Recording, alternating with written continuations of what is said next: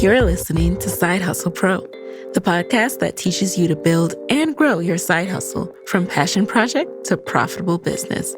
And I'm your host, Nikayla Matthews-Okome. So let's get started.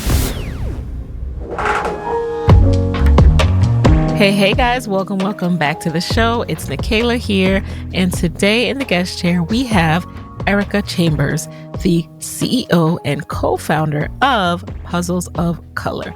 Now, I really enjoyed what Ericka had to say about how she and her brother co-founded this business smack dab in the middle of the pandemic. She used that idle time to really think through something that her and her family had done for years, which is building puzzles together. And the one thing they realized was lacking were puzzles that showcase people of color. And after trying to get other people to do it, Ericka and her brother finally realized it was up to them to solve this problem.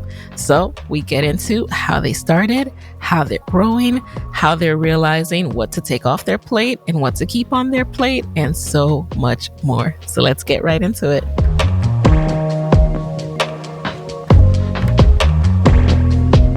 Welcome to the guest chair, Ericka. So happy to have you. Thank you. I'm glad to be here. Yes. So for those of you who don't know, Ericka, can you share a little bit more about, who you are, what you currently do, and what your business is?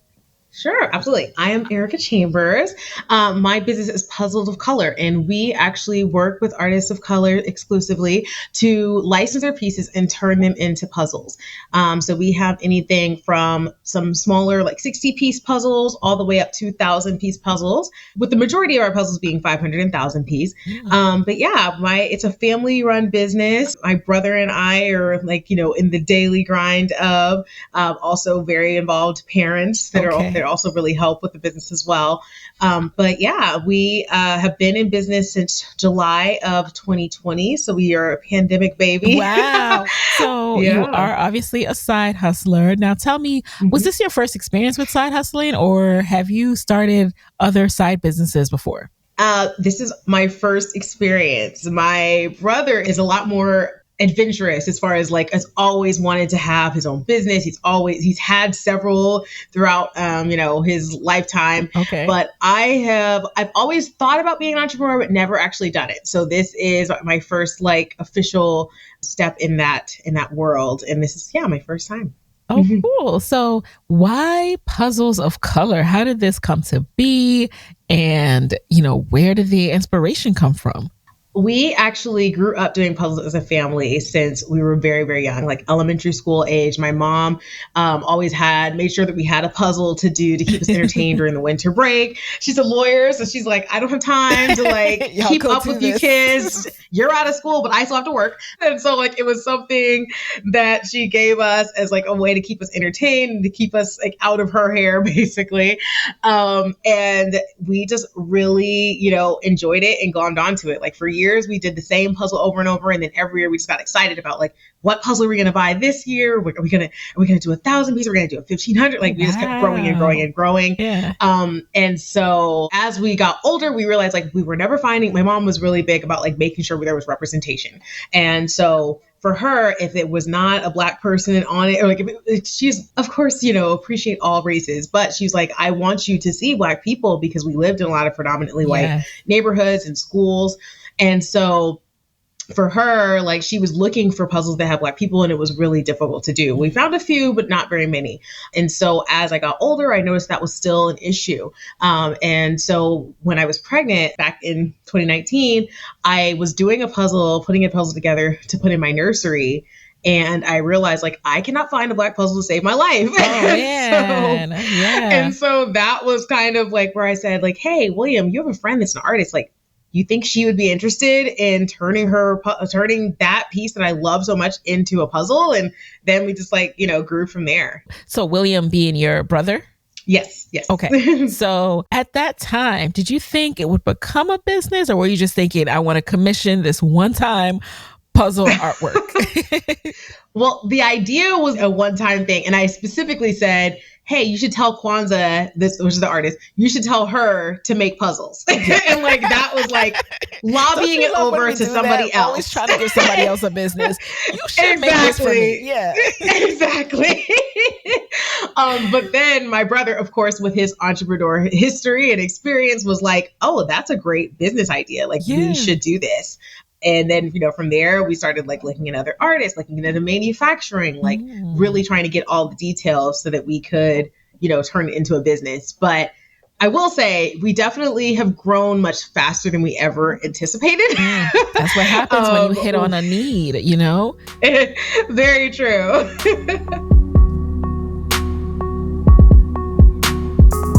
Where did you even begin? You said you started researching factories and things like that. I mean, do you just kind of Google factory that makes puzzles? How do you even start that process? I tell you, that is the hardest part. That was a very hard part. Like, just like figuring out how do puzzles get made. And so we looked up different companies and we were trying to figure out like, well, how can we make this happen? And a lot of the companies that we reached out to, just based on like the quantities that we were like, we don't know what the audience is. So we're like, can we order 50, and they were like, oh, that'll be $40 per puzzle or something crazy. Wow. Like the amounts were like stupid high. And we were like, that's not feasible. Like, we can't sell for that. So from there, we ended up I found a book that's called How to Start a Puzzle Business Like I Did, or something like that. What? It's literally, there's a book for everything. Long sentence. Yeah. Yes. And so a person who had a similar experience of trying to find, how to make a puzzle, ended up saying like, hey, I did all the research, so you don't have to.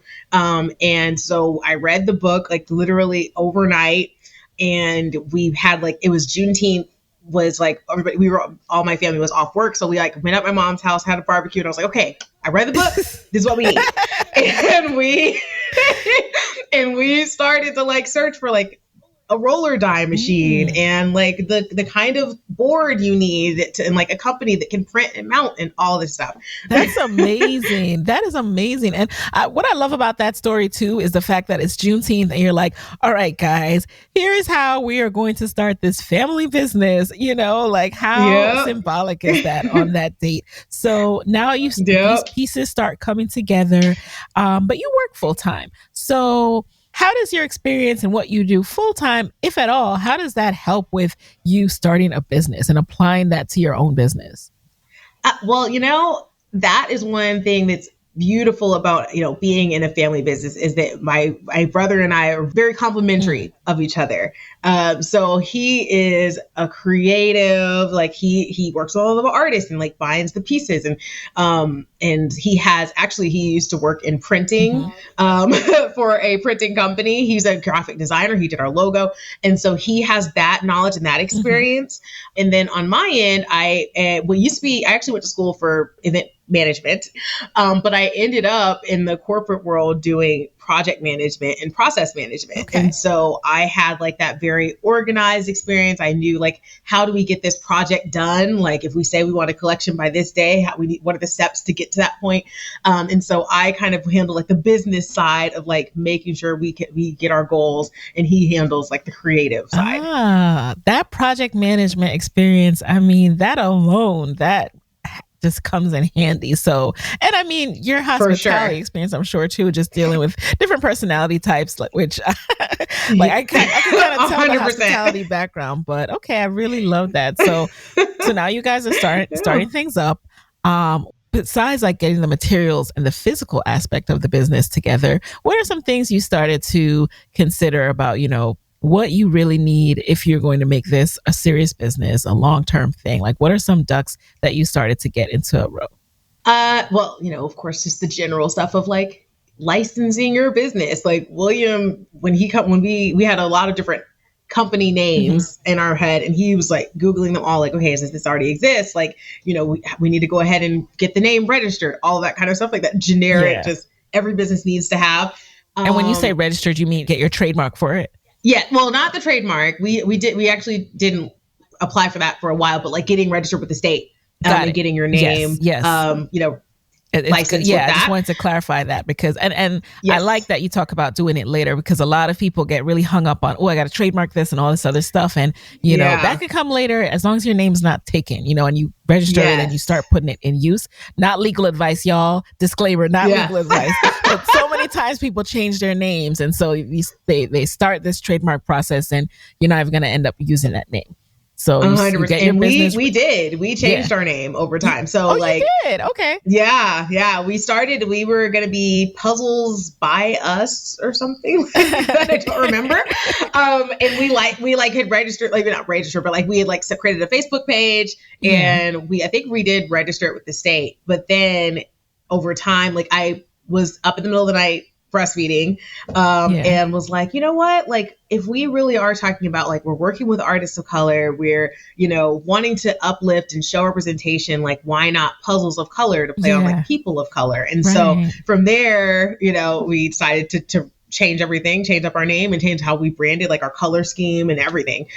So it kind of grew. I love the name. And I'm almost like, wow, that wasn't taken. Like that is just so I like straightforward names. Like I'm that person that I love a straightforward name because it just makes branding so much easier. It just makes like marketing so much easier. Like, yes, you still have to put dollars behind ads and things like that. But when people see the ads, they know what you are. They don't have to take 10 more seconds to try to figure out what your business is. That was the plan. Yeah.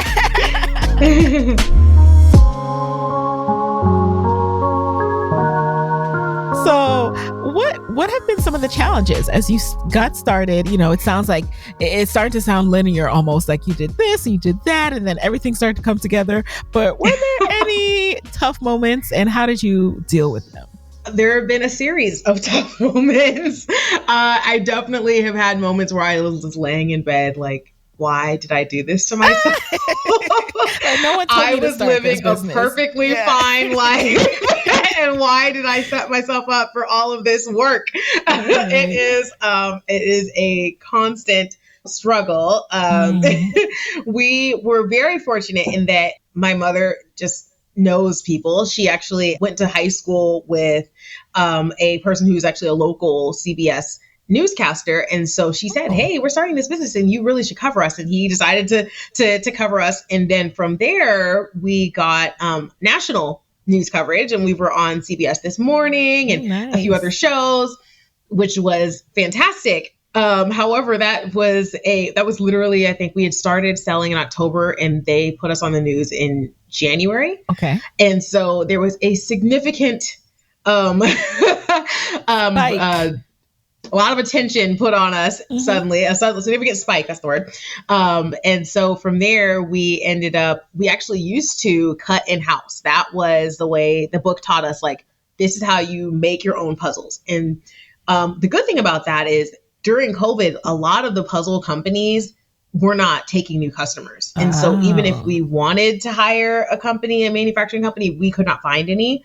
And so we learned how to cut our own puzzles. And that was really the story that was shown across CBS and, you know, all the different news casters. And so from there, we got an influx of orders, like thousands of orders within moments and could no longer keep that up because literally I think we knew that we were going to be on the news. Like we filmed it in December and then it aired in January. So we knew that it was coming. So we every single day we're cutting as many puzzles as we could. And I think we had maybe cut like 2,000 puzzles and we sold out before the show had even aired in our city. Wow. Because it airs, of course, on the East Coast first. And we were like, why are all these sales coming in? We haven't even shown on the TV.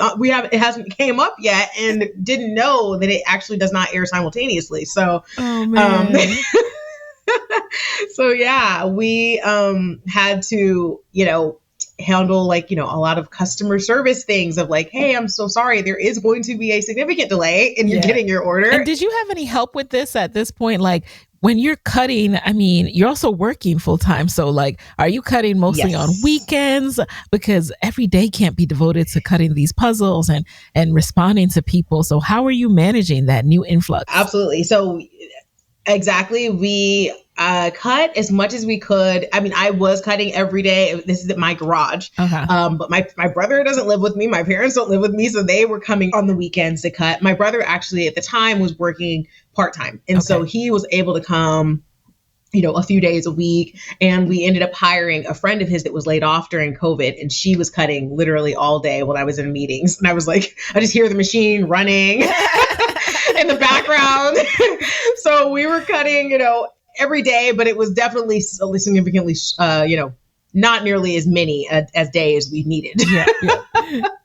Oh my goodness. And then customer service, was that you or your friend that you hired, or?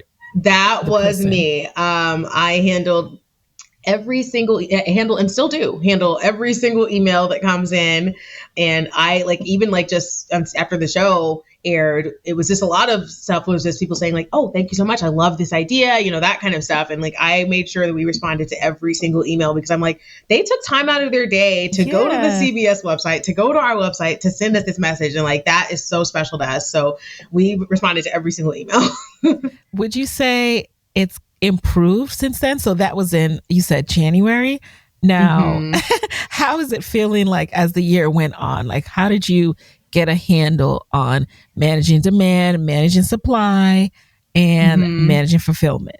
Well, from there, we did. I mean, I know you're talking about challenges. Like one of the big challenges was like, eventually we knew that this was not sustainable. We have to hire a manufacturing company. And so we hired a company that was just getting into the puzzle business, which was a good thing because it means they could take our orders when other people were saying, no, we're not taking anymore. But it was a bad thing in that they had a lot of issues.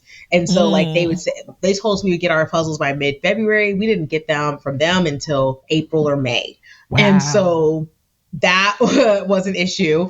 We ended up, so we've gone through different manufacturers. But eventually we finally have gotten to a better place there. Where we now have a manufacturer that we work with. We have a couple of manufacturer sources that we can work with. And, we have puzzles in-house where we can like ship them out as soon as the orders come in. And that has just significantly made things much easier and a lot less stressful. So you have more inventory in-house now. Absolutely. Oh, wow. And what made you decide to launch a business during the pandemic? Like what? I love the fact that, so many people were, that it was a rough time and a lot of people were discouraged from doing anything, but you were encouraged to start this whole new business. Why do you think that is? This podcast is about side hustle. For me, it was actually the thing that really made the decision for me was after I got back from maternity leave, because we had the idea in 2019. Yeah. Didn't start the business until 2020. But my daughter, I came back from maternity leave and my job had changed. They'd moved me to a different department. I was doing some of the same work, but I was doing a lot of different work because at my day job, I do a lot of things involving events, and there were no events during COVID. And so with that, I was like, I am just not in my passion. And we have this idea that I would be very passionate about. So it was kind of like, if I'm going to be doing something that I don't love, like, how do I balance that? And how do I find something to make myself feel, fulfilled outside of this job? And so that was kind of the reason why we started during the pandemic, and also just like, hey, we're not doing anything on the weekends. We're not going out, So we can afford to start this business. And it worked out well for us because like we had like our, little COVID bubble, like where we saw each other. We didn't ever have like that feeling of isolation that so many people were having. Because we were constantly around each other. So the pandemic worked out in that way. Yeah, that's really, I love hearing stories like this because, it's so hard to hear when people, have gone through this time. And while it's understandable, I think it's also nice to hear of like stories like this where you were able to channel that into something positive and really grow it from there.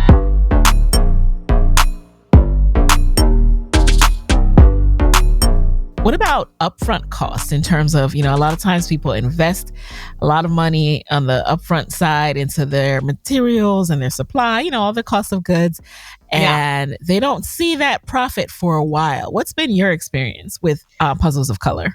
Well, we were really lucky in that the upfront costs weren't insane. Like the machine itself, like we sourced around and found like well, actually we ended up buying a brand new machine, but we bought it from overseas, and so it was significantly cheaper. We were looking at some used and things like that.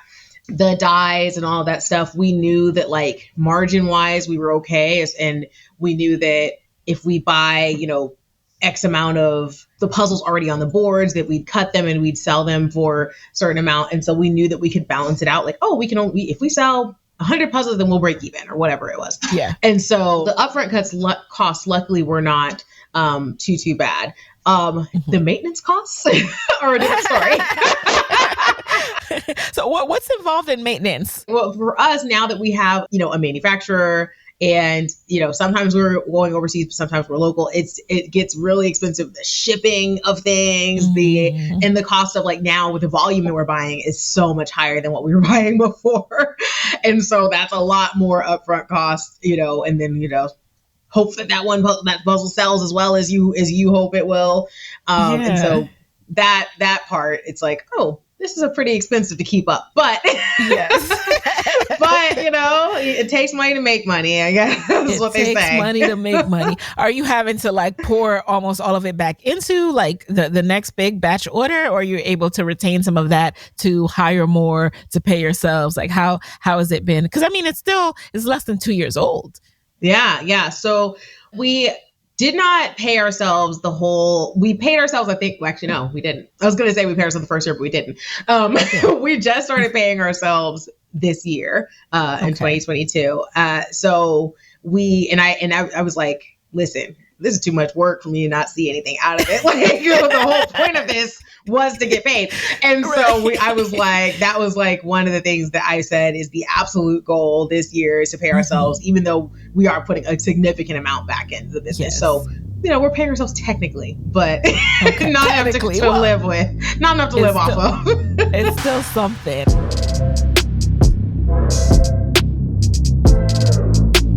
I like that you set that goal, and what did it take to achieve that goal in terms of product mix? I'm really curious because you touched on, I hope this puzzle sells. Mm-hmm. So are you doing any kind of consumer research first and trying to figure out what's the right amount of puzzles to have on the site? How can we test a puzzle before we go and invest in making a whole bunch? What's that process like?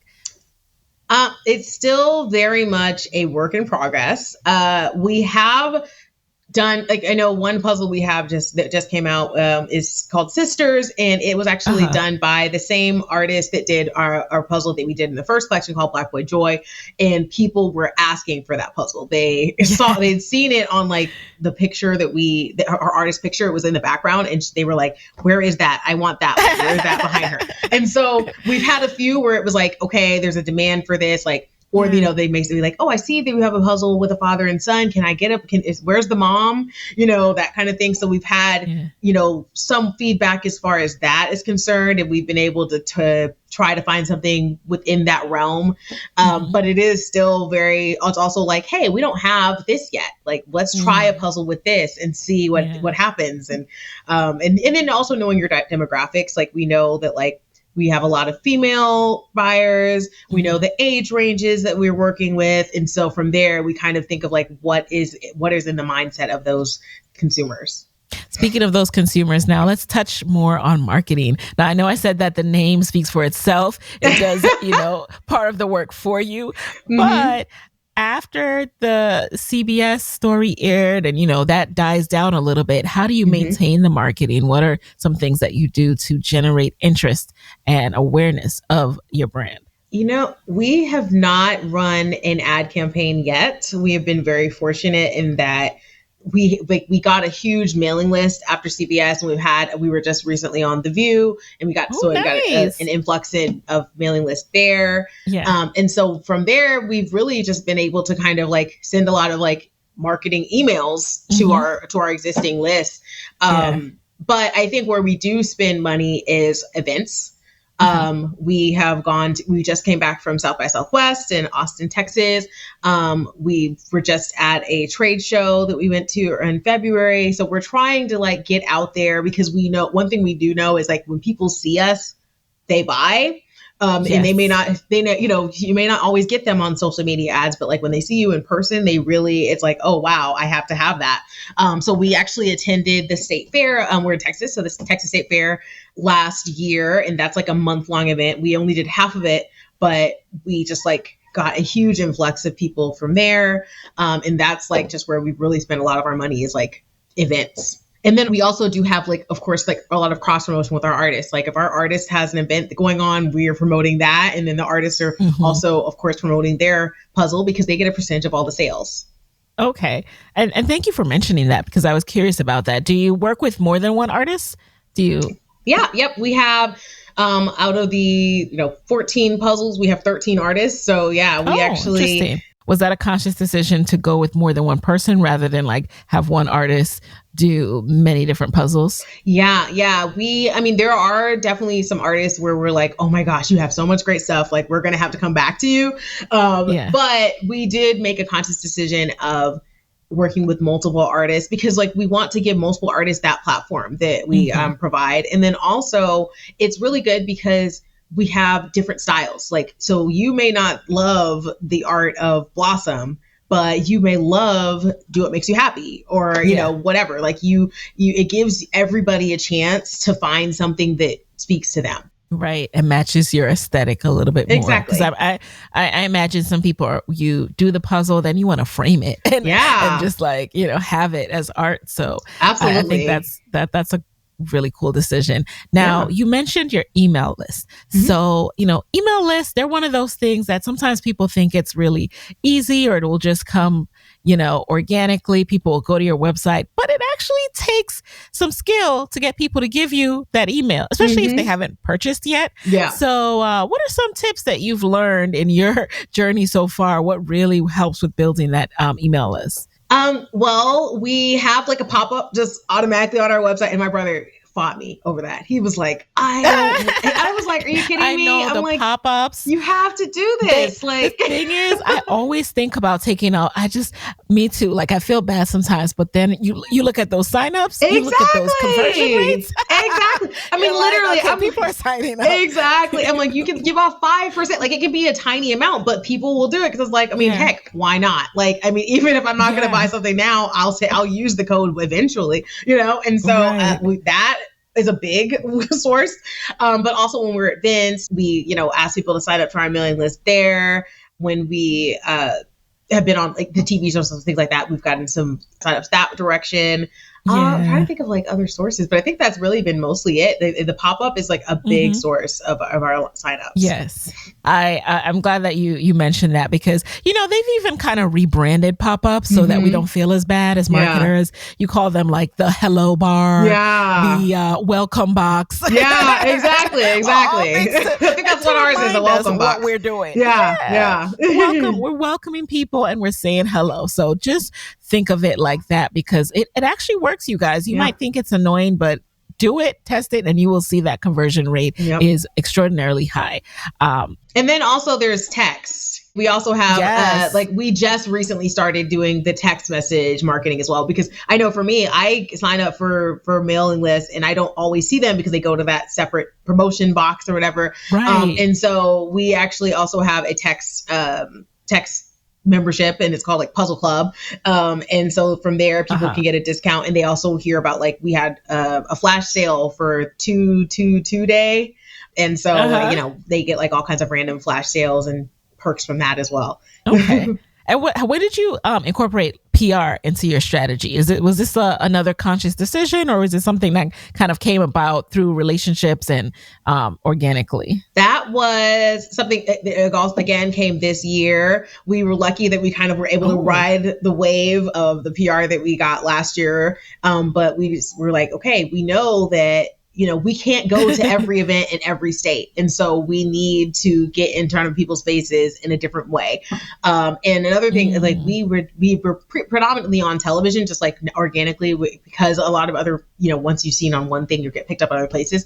But we were like, we want to get into magazines and all these other sources of media that we don't necessarily have an insight into. So that's where we were like, okay, let's see about hiring a PR person to help us with that endeavor. Very smart, because you're right. There's so many places where your consumers are and they may not come across you as awesome and amazing and far reaching as television is. You're not hitting everybody crazy enough, right? Listen, like I see Love is Blind and all kinds of random shows, and I'm like, I have Netflix, but I have Hulu, I have so many things, and like we were on like, regular television. There are a lot of people who don't even have television anymore because they have all the streaming. That's true. I mean, it is a very saturated market there.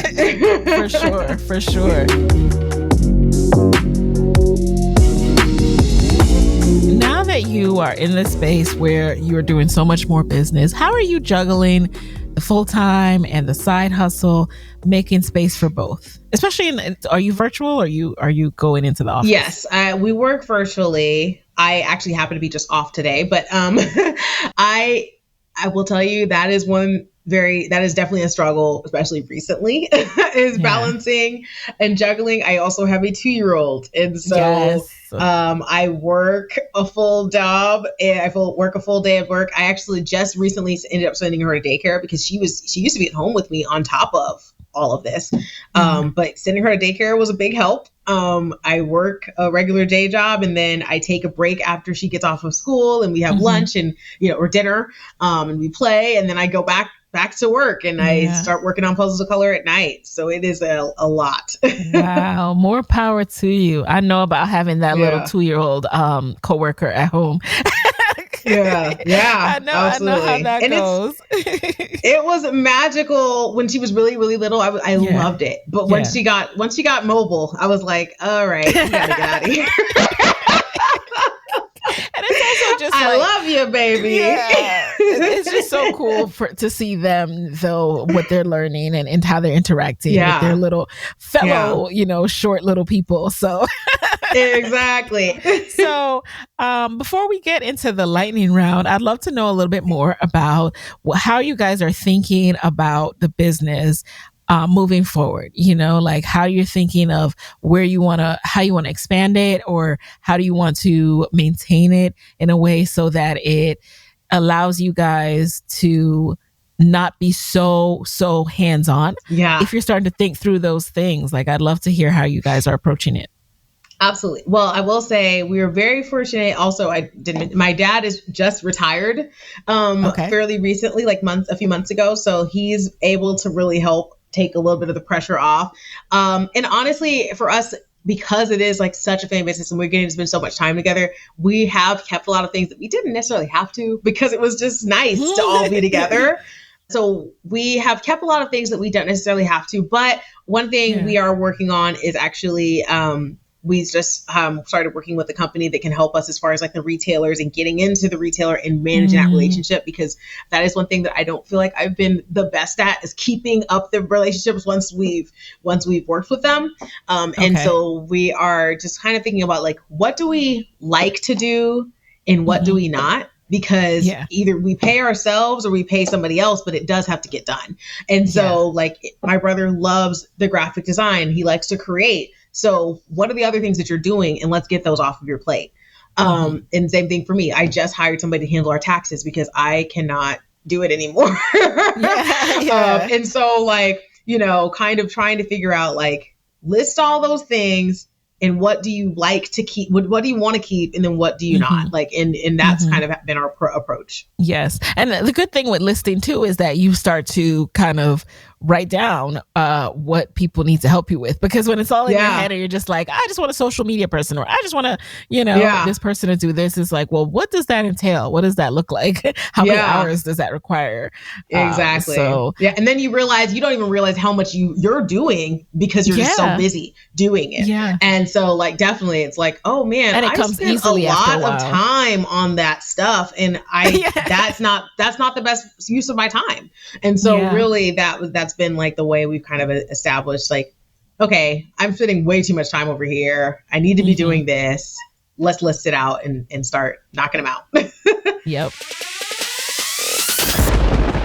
All right. So we're going to jump into a quick lightning round. You just answer the very first thing that comes to mind. Are you ready? Okay. Number one, what is a resource that has helped you in your business that you can share with the Side Hustle Pro audience? I mean, the first thing that comes to mind is the list. Like of course I have a puzzle company. I am a very analog person. Yes. And so I write things down. I can do a list on the computer, but it's not as effective for me as writing it down. So that is a resource that I use in a notepad. Is having a planner. Every year I buy a planner. Okay. Number two, what's been the best business book or podcast episode or content that you use to feed your mind that you've consumed this year? Very much podcast. I wish I had time to read. But I am like so swamped. So I definitely listen to a lot of podcasts, including yours. So I'm really excited to be here. Thank you. I also listen to, there's a podcast called CEO School that I listen to. Like I listen to a lot of like podcasts about mom entrepreneurs because I feel like it's another level when you have a little one and a business and all those things that you have to balance. So those kind of, things that can help me to learn while I'm multitasking are really helpful. Number three, what is a non-negotiable part of your morning or day routine? Dropping my child off at daycare. No, that's right. I'm telling you, the day, like she's had like sniffles lately, and I'm like, knock that out. Get some Benadryl. You gotta go. Oh man, and I really, I hear you. Okay. Yeah, and I'm lucky that because my dad is retired. I'm lucky that like if she really cannot go to daycare, I'm like, Dad, I need you to come pick her up. Like I'll come over, I'll come to you, whatever. Our son is with his grandparents right now. Shout out to the grandparents. That's why we moved back to New York. 100%. Like he's not in daycare yet for a little bit while longer. So yeah, it's totally grandma, grandpa daycare. So shout out. And thankful to them. So I couldn't do this episode with you. My Papa Shark is what my baby calls him, is Papa Shark. Yes. Papa let's go visit Papa Shark. Number four. Now, what is a personal habit that you think has contributed to your success? I think the list, honestly, is a big thing. And the fact that I already am like a fairly organized person, that just helps. There's so many things that you have to do as an entrepreneur. And so like getting that stuff in order for yourself so that you can attack them is key. And then finally, number five, what is your parting advice for fellow women side hustlers who want to pursue that idea but are just scared of going after it? Oh, I mean, I think definitely look at the marketplace. And if it's a problem for you, it's probably a problem for somebody else. Like, I mean, there are so many things that you think that you're just the only one. We didn't know that anybody else was looking for puzzles by Black people or puzzles by, and we kind of just jumped out on faith, but like the response has been amazing. So I think like trust your gut is a big thing and that we've had to do. And it's really guided us well. All right. So where can people connect with Puzzles of Color after this episode? Where can we get our puzzles? Sure, absolutely. We are puzzlesofcolor.com and at Puzzles of Color on Instagram, Facebook, Twitter, LinkedIn, all of the above, TikTok. And then also we have a podcast where we interview our artists and we get like some feedback from them as far as like their creative process and the things that inspire and motivate them. So feel free to look for Vibing With on wherever you get your podcasts. Yeah. I will link to that, you guys. All right. Well, Ericka, thank you so much for being in the guest chair. I'm so excited to have you here. I can't wait for everyone to listen. And you guys, there you have it. I'll talk to you next week. Thank you. Hey guys, thanks for listening to Side Hustle Pro. If you like the show, be sure to subscribe, rate, and review on Apple Podcasts. It helps other side hustlers just like you to find the show. And if you want to hear more from me, you can follow me on Instagram at Side Hustle Pro. Plus, sign up for my 6-bullet Saturday newsletter at sidehustlepro.co/newsletter. When you sign up, you will receive weekly nuggets from me, including what I'm up to, personal lessons, and my business tip of the week. Again, that's sidehustlepro.co/newsletter to sign up. Talk to you soon.